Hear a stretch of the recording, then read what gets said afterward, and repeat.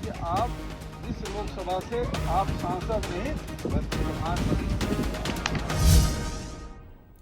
नमस्कार, बहुत बहुत स्वागत है आपका छत्तीसगढ़ आज का मुद्दा में। मैं हूं आपके साथ ललित और हमारा आज का मुद्दा है कांग्रेस के भावी प्रधान गढ़ में मचा घमासान। जहां छत्तीसगढ़ में लोकसभा चुनाव खत्म होने के बाद भी सियासी तकरार लगातार जारी है और अब तक प्रदेश में मुद्दों और चेहरों को लेकर लगातार सियासत होती रही है। तो वहीं पूर्व मुख्यमंत्री भूपेश बघेल के एक ट्वीट के बाद प्रदेश में सियासत चरम पर पहुंच गई है। बीजेपी जहां कांग्रेस पर जमकर निशाना साध रही है तो कांग्रेस भी हमलावर है। तो किस तरह की ये राजनीति चल रही है, क्या मुद्दों का अभाव है या फिर एक माइंड गेम है, इस पर हम चर्चा करने वाले। हमारे साथ जो है मेहमान भी मौजूद होंगे, उनका भी परिचय कराएंगे, लेकिन पहले एक रिपोर्ट देखिए। इंदिरा जी के बाद अब अवसर आया है कि आप इस लोकसभा से आप सांसद नहीं बल्कि प्रधानमंत्री। तो सुना आपने, भूपेश बघेल राहुल गांधी को भविष्य का प्रधानमंत्री बता रहे हैं। रायबरेली में राहुल गांधी के लिए चुनावी कैंपेन कर रहे भूपेश बघेल के इस बयान ने छत्तीसगढ़ में सियासी तपिश बढ़ा दी है। पूर्व मुख्यमंत्री ने बयान तो रायबरेली में दिया, लेकिन इसका असर छत्तीसगढ़ में ज्यादा हो रहा है। पहले सुनिए भूपेश का पूरा बयान। इंदिरा जी के बाद अब अवसर आया है कि आप इस लोकसभा से आप सांसद नहीं बल्कि प्रधानमंत्री जा रहा है, जिसके आप सब गवाह बनेंगे, साक्षी बनेंगे और उसमें आप भागीदार बनेंगे। इतना ही नहीं, पूर्व सीएम ने सोशल साइट एक्स पर ट्वीट भी किया। अब उनके इस बयान पर छत्तीसगढ़ में सियासत गर्मा गई है। बीजेपी ने भूपेश के बयान पर जमकर चुटकी ली। बीजेपी नेताओं ने मती मारी गई, प्रधानमंत्री का मजाक और बिन दूल्हा के बाराती न जाने और क्या क्या विशेषण कांग्रेस को सुना दिए। तो कांग्रेस ने भी बीजेपी नेता को शेरवानी की याद दिला दी। कांग्रेस पार्टी में न दूल्हा है न बाराती है, बाराती छोड़कर भाग गए सब। कांग्रेस के प्रत्याशी अपना नाम वापस ले रहे हैं। इससे और दुर्गति क्या होगी किसी राजनीतिक दल की, और इसलिए कांग्रेस तो समाप्ति की ओर बढ़ रही है।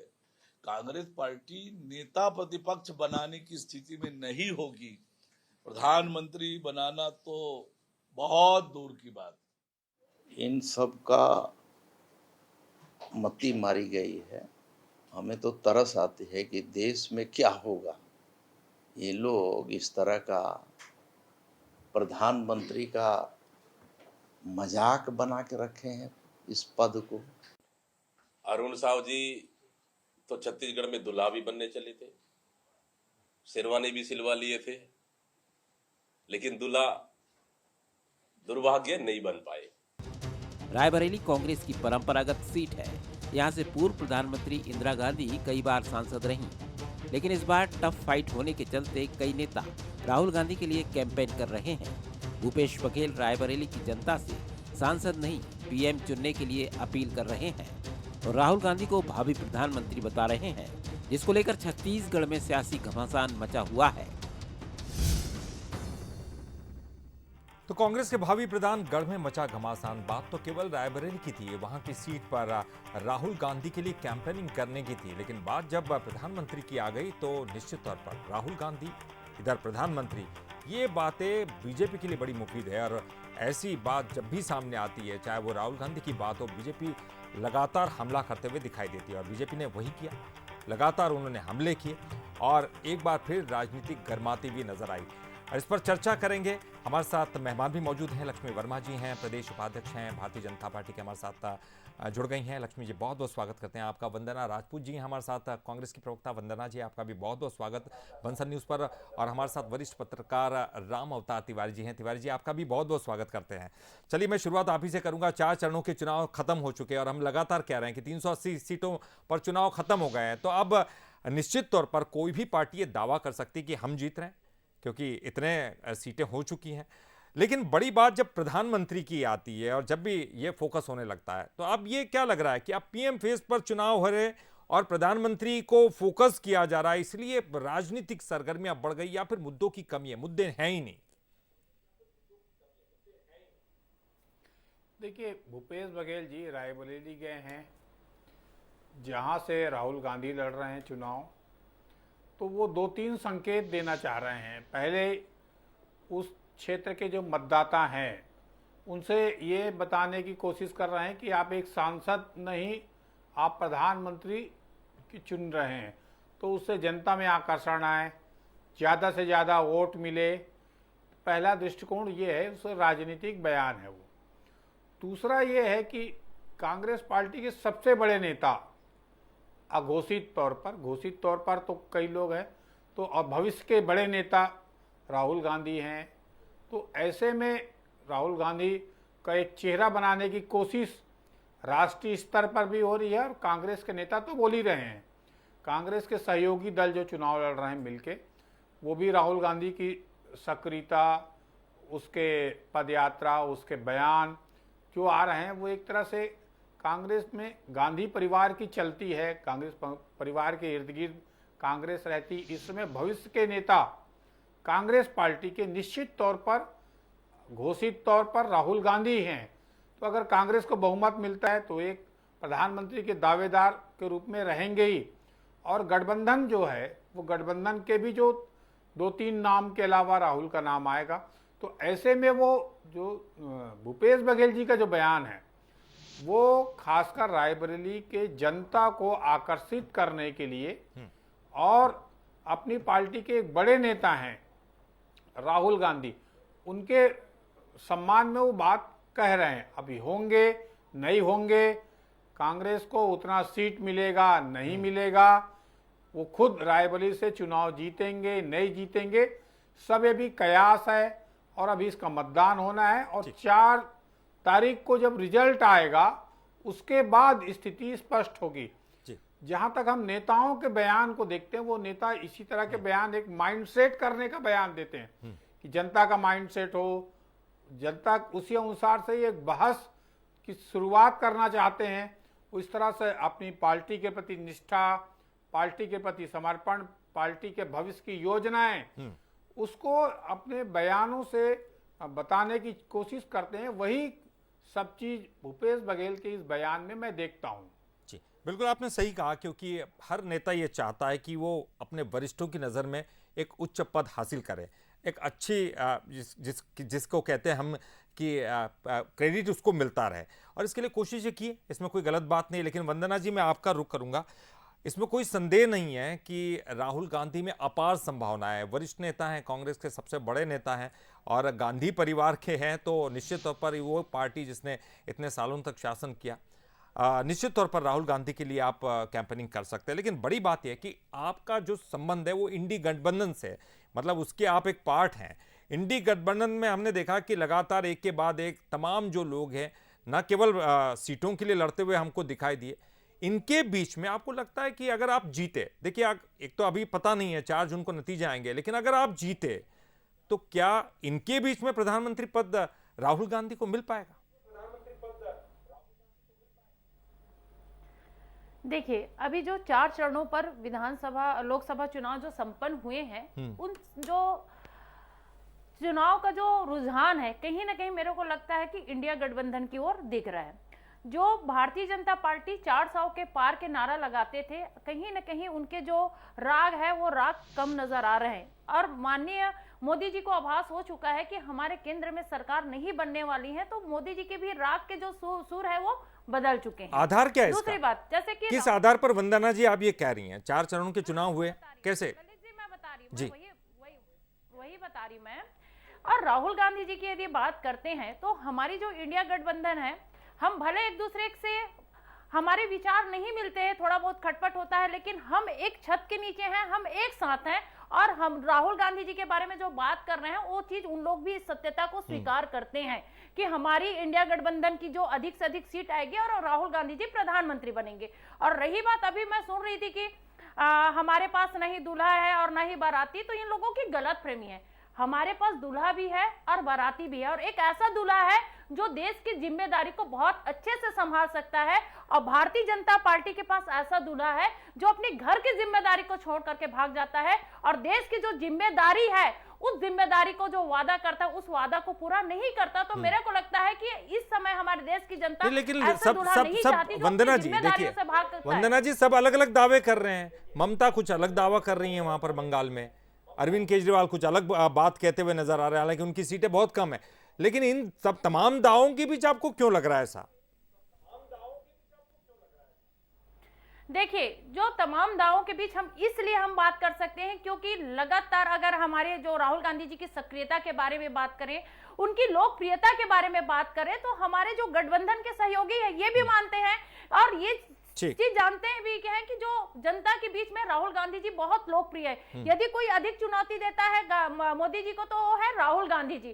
तो इस चीज को उन लोग जानते हैं और मानते भी है और इस आधार से हम बोल सकते हैं कि इस लोकसभा चुनाव में अधिक से अधिक इंडिया गठबंधन की जो सीटें आएगी और हमारी सरकार बनेगी। और मोदी जी जो बात करते हैं, आप देखते हैं पहले चरण में मीट पर बात होता है, मटन पर बात होता है, मंगलसूत्र पर बात होता है, हिंदू मुसलमान पर बात होता है। लेकिन अब मोदी जी के जो राग है, सुर है, वो बदल चुके हैं। अब वो बोलते हैं कि राम मंदिर राजनीतिक विषय नहीं, श्रद्धा का विषय है। वही चीज हम बार बार बोल रहे थे, उनको समझ नहीं आ रहा था। अब बोलते हैं कि हम हिंदू मुसलमान पर कोई भेद नहीं करते। मतलब उनके जो राजनीतिक स्वर है वो लगातार बदल रहे हैं। विपक्षी दल को देश में हम देखते हैं कि सीबीआई और ईडी के माध्यम से लगातार डराने और धमकाने का भय दिखाते थे, लेकिन अभी मोदी जी के हाथ से सत्ता जो फिसलने वाले हैं उसके डर और भय कहीं ना कहीं मोदी जी के चेहरे पे नजर आ रहे हैं। और देखना, भारतीय जनता पार्टी जो आज तक 10 साल तक जनता को जो ठगी थी और जो जुमले वादे किए थे, झूठे वादे किए थे, उस वादे से जनता बहुत उबरना चाहती है और इस सरकार से वो त्रस्त खा चुकी है। लक्ष्मी जी, मैं आपका रुख करूंगा। ठीक है, ये कांग्रेस पार्टी का अपना तर्क है निश्चित तौर पर। जी लक्ष्मी जी, बीजेपी ने भी तो ये दावा किया है, अमित शाह ने कहा है 380 सीटों में से इतनी सीटें, हम 270 सीटें जीत रहे हैं। एक बड़ा दावा कर दिया, जीत चुके हैं, बल्कि उन्होंने तो यह कह दिया कि प्रधानमंत्री मोदी तो जीत चुके हैं 270 सीटें। आप भी तो दावा कर रहे हैं, वो भी एक बड़ी पार्टी है, वो भी कोई हार थोड़ी मानेंगे, वो भी जीत के दावे करेंगे। क्या गलती और इतने विशेषण देने की क्या जरूरत है आपको? देखिए, निश्चित रूप से भारतीय जनता पार्टी का लगातार जनाधार बढ़ा है। मोदी जी पहली बार से ज्यादा दूसरी बार जो वोटों का प्रतिशत लेके आए हैं और तीसरी बार हमने 400 पार का नारा दिया है। निश्चित रूप से हमें 400 पार देश की जनता देगी। रही बात राहुल गांधी की, तो इस देश की जनता ने राहुल गांधी के नेतृत्व को बिल्कुल भी नहीं स्वीकारा। राष्ट्रीय पार्टी की क्या स्थिति है देख लीजिए आप। आज तो मैं कह सकती हूं कि एक प्रदेश में जो क्षेत्रीय पार्टी है उतनी भी औकात, अगर हम यूपी की बात करें, आप देख लीजिए 403 सीटों में 2 सीट तक कांग्रेस सिमट गई है। तो क्या ये बात करेंगे? वो अपना जो पारंपरिक सीट जो लड़ते आए हैं अमेठी, उसमें लड़ना छोड़ के भाग गए हैं वो रायबरेली में। उनको लगता है कि वो एक माँ के आंचल में छुप के कहीं वो उस सीट को जीत जाएंगे। लेकिन यूपी की जनता जानती है, जो उनका पारंपरिक सीट है, लगातार वहां उनकी दादी रही, वहां से प्रधानमंत्री सोनिया गांधी जी इस देश में कांग्रेस का नेतृत्व कर रही थी। लेकिन आज वो अगर सीट की बात करें तो विकास कहीं नजर नहीं आता है। तो लेकिन लक्ष्मी जी, राहुल गांधी कोई छोटे नेता तो है नहीं, इतना बड़ा, इतनी बड़ी उन्होंने यात्रा निकाली, जनता के बीच में गए, वो लगातार पैदल घूमे इतने दूर तक, और क्या क्या उनके बारे में दावे नहीं किए जा सकते? आप देख लीजिए इंडिया गठबंधन क्या स्वीकार किया है उनको प्रधानमंत्री के रूप में। इनके साथ में जो लोग जुड़े हैं, बंगाल में देख लीजिए ममता बनर्जी के सुर जैसे, अभी आपने भी कहा, केरल में देख लीजिए, आप दिल्ली में देख लीजिए, तो कहीं इनकी जो एक संयुक्त जो स्थिति है वो नजर नहीं आती। आज ये बड़ी बड़ी बात करते हैं, 200 सीट पे आज चुनाव लड़ पा रहे हैं। क्या ये विपक्ष में, जो पिछले चुनाव में विपक्ष में बैठने के लायक इन्हें जनता ने नहीं छोड़ा था, ये प्रधानमंत्री बनने के सपने देखना, ये तो अच्छी बात है, सपना देख सकते हैं। लेकिन इस देश की जनता जानती है कि प्रधानमंत्री का जो पद है उसको सुशोभित करते हुए जो इस देश की मान सम्मान रक्षा और इस देश के साथ में जो न्याय हुआ है। अभी वंदना जी कह रही थी कि इन्होंने राम मंदिर हमारे शुरू से एजेंडे में था और उनको हमने, क्योंकि ये हमारी देश की संस्कृति, सनातन संस्कृति से जुड़ा हुआ था और उसको हमने बखूबी बनाया। आज अयोध्या में राम मंदिर हमने तुष्टिकरण की राजनीति, कुछ कह रही है वंदना जी, ठीक है लक्ष्मी जी, लक्ष्मी जी, कांग्रेस हमेशा से तुष्टिकरण की राजनीति करती आई है। इस देश में 1975 में अगर इन्होंने आपातकाल लादा, उसमें सारे मीडिया को नहीं तो उसके बाद उनको विपक्ष में बैठना पड़ा। मैम लक्ष्मी जी, उनको विपक्ष में बैठना पड़ा। आपकी सरकार है, आप तुम्हें इस देश को विकसित भारत बनाना है। अब तो आपकी सरकार है, उनको विपक्ष में बैठना पड़ा। आप आपातकाल की चर्चा करें, ये तो पुरानी बात हो गई और उसको लेकर उनको नुकसान भी झेलना पड़ा था। मैं ये कह रही हूं ललित जी कि भारतीय जनता पार्टी प्रतिबद्ध है इस देश की सुख शांति और समृद्धि के लिए, और उस लक्ष्य को पाने के लिए जिस प्रकार से नरेंद्र मोदी जी मेहनत कर रहे हैं आम जनता के लिए, ये कह रहे हैं, हमेशा कहते हैं कि इस देश में कोई काम नहीं हो रहा है। मैं पूछना चाहती हूँ वंदना जी से, जो कांग्रेस 60 साल राज की, क्या एक शौचालय घर घर चलिए ठीक है, मैं आऊंगा आपके पास, एक एक करके हम बात करेंगे। देखिए हम एक मुद्दा जो है लगातार वो चलता चले जाएगा। ये पूरे चुनाव तो खत्म हो गए, छत्तीसगढ़ में, मध्य प्रदेश में भी खत्म हो गए, लेकिन देखिए राम अवतार जी बहुत सारे जी, मैं आऊंगा आपके पास। तिवारी जी, मैं जानना चाहूंगा क्या ये माइंड गेम लगता है आपको? क्योंकि देखिए पहले अमित शाह ने कहा, अमित शाह के कहने के तुरंत बाद मल्लिकार्जुन खड़गे का भी एक बयान आ गया, उन्होंने कहा कि इंडी गठबंधन जीत रहा है। हमने केजरीवाल का भी एक बयान सुना था, उन्होंने तो अलग अलग राज्यों की बात कहते हुए ये कहा, जैसे वो जेल से बाहर आए उन्होंने कहा कि देखिए यहाँ तो नहीं जीत रहे, यहाँ तो नहीं जीत रहे, यहाँ तो नहीं जीत रहे, फिर आखिर बीजेपी जीत का दावा क्यों कर रही है? तो एक माइंड गेम है। तो तमाम जो बड़े नेता वो आकर एक अलग ही बयान देने की कोशिश कर रहे हैं।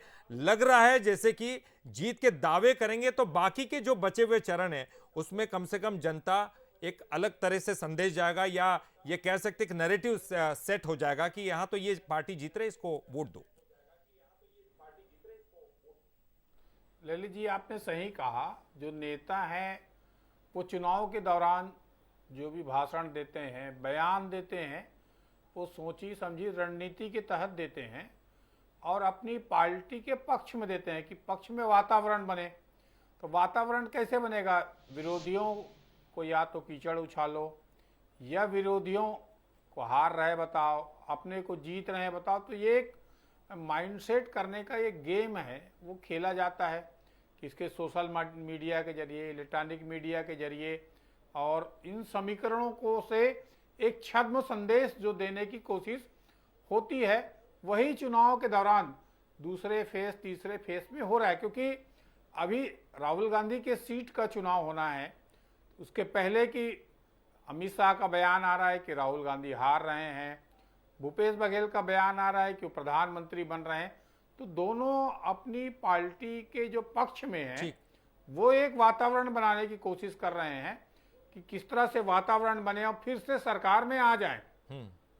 अब ये बात सही है कितनी गलत है, ये तो वहां के मतदाता तय करेंगे, और चुनाव के जो परिणाम आएंगे तब तय होगा और तब समीकरण उभर कर आएंगे। तो इन नेताओं के बयान का कितना आधार जमीनी स्तर पर बनता है, या ऊपर सब बात जाती है, वंदना जी, या बहसों का मुद्दा बनता है, ये एक बात आगे जाके समझ आएगी लोगों को। 4 जून को पता चलेगा कि आखिर वस्तु स्थिति क्या है, जनता क्या कुछ समझ रही है। वंदना जी, मैं आपके पास आऊंगा। वंदना जी, देखिए विपक्ष के तौर पर आप बहुत सारी चीजें उठाते हैं, वो जरूरी भी हैं, उनको उठाना भी चाहिए, लेकिन जिस तरह के दावे किए जाते हैं उन पर पलटवार भी होता है। बीजेपी ये कह रही है कि आप तो नेता प्रतिपक्ष भी नहीं चुनने की स्थिति में है, आपकी स्थिति जो प्रत्याशी हैं वो तक नाम वापस ले रहे हैं। इस तरह के आरोप भी बड़े लगाए जा रहे हैं। राहुल गांधी खुद अमेठी छोड़कर गए, अमेठी में पिछली बार जीते थे, क्यों नहीं अमेठी से लड़े वो? देखिए, ये जो बात कर रहे हैं भारतीय जनता पार्टी के जो नेताओं की जो अति आत्मविश्वास बोल रहा है, ये तो 4 जून को बताएगा कि हम लोग विपक्ष के तौर पर वहां पर नहीं बैठने वाली, हमारी सरकार बनने वाली है, और विपक्ष के तौर पर यदि बैठेंगे तो भारतीय वंदना जी, मेरा कहने का मतलब ये है कि अगर वो अमेठी से हारे, वायनाड गए, अब वायनाड से रायबरेली आए, अब रायबरेली आए तो बीजेपी को मुद्दा मिल जाता है ना मैम? देखिए, सिर्फ राहुल गांधी जी ऐसा नहीं है कि अमेठी छोड़ करके रायबरेली गए, और बहुत सारे नेता हैं। मोदी जी को भी देखेंगे कि लगातार वो वाराणसी में जैसे लड़ रहे हैं, इससे पहले और कहां से लड़ते थे, हम स्मृति ईरानी जी का देख रहे हैं, सीतारमण जी का देख रहे हैं। तो बहुत सारे नेता ऐसे हैं कि अपने समय के हिसाब से उन लोग जा करके, जहां पर उनको लगता है कि नहीं हमको इस जनता का सेवा करना है, तो उसके हिसाब से उन लोग वहां जाकर के अपना जो प्रचार प्रसार करते हैं और जनता से संपर्क करते रहते हैं। और दूसरी बात, लगातार भारतीय जनता पार्टी आप देखेंगे कि झूठ बोल करके, भ्रम फैला करके चुनाव प्रचार करती है, जबकि राहुल गांधी जी सच के साथ जनता की आवाज बन करके हम आवाज उठाते हैं। आज भारतीय जनता पार्टी, अरे दीदी सुन तो लीजिए, अरे दीदी सुन लीजिए, आप लोग मन की बात बहुत करते हैं, अरे जन की बात सुन लीजिए। आपसे निवेदन है दीदी, आपसे निवेदन है, आपसे निवेदन है, ठीक है, ठीक है, एक एक करके, ठीक है। वंदना जी आप बोले, मैं आ रहा हूँ, लक्ष्मी जी आपके पास आ रहा हूँ, आखिरी कमेंट में आप ही से लूंगा। लक्ष्मी जी वंदना जी, मैं वही बोल रही हूँ ललित जी, आज जनहित के मुद्दों से भारतीय जनता पार्टी के नेता भाग रहे हैं। आज बेलगाम महंगाई पे मोदी जी बात नहीं करते, जो 2014 में बोलते थे। मैं ये सवाल उनसे पूछूंगा, ये सवाल मैं पूछूंगा, ये सवाल का जवाब दीजिए। अमेठी में अगर वो जीत जाते राहुल गांधी तो अमेठी से लड़ते, हार गए, इस वजह से उनको वायनाड जाना पड़ा और अब रायबरेली का रुख करना पड़ा। क्या एक बड़ी वजह नहीं, आपको नहीं लगता आपको अमेठी से उतारना चाहिए था उनको, फिर ताल ठोक के आप ये कह सकते थे कि प्रधानमंत्री पद के उम्मीदवार हैं? देखिए, यदि मैं रायबरेली से बात करती हूं तो हमको सबको मालूम है कि माननीय सोनिया गांधी जी लगातार रायबरेली से वो चुनाव लड़ रही थी, लेकिन इस समय उनके जो स्वास्थ्यगत कारणों से वो रायबरेली से चुनाव नहीं लड़ रही है। कहीं ना कहीं उस जो क्षेत्र से एक आखिरी कमेंट, मेरे पास समय कम है मैम, मेरे पास समय कम है। लक्ष्मी जी एक आखिरी कमेंट आपका। जी ललित जी, मैं ये कहना चाहती हूं कि भूपेश बघेल जी को छत्तीसगढ़ की जनता सीरियसली नहीं लेती है, जैसा राहुल गांधी जी को भी इस देश की जनता ने कभी सीरियसली नहीं लिया है।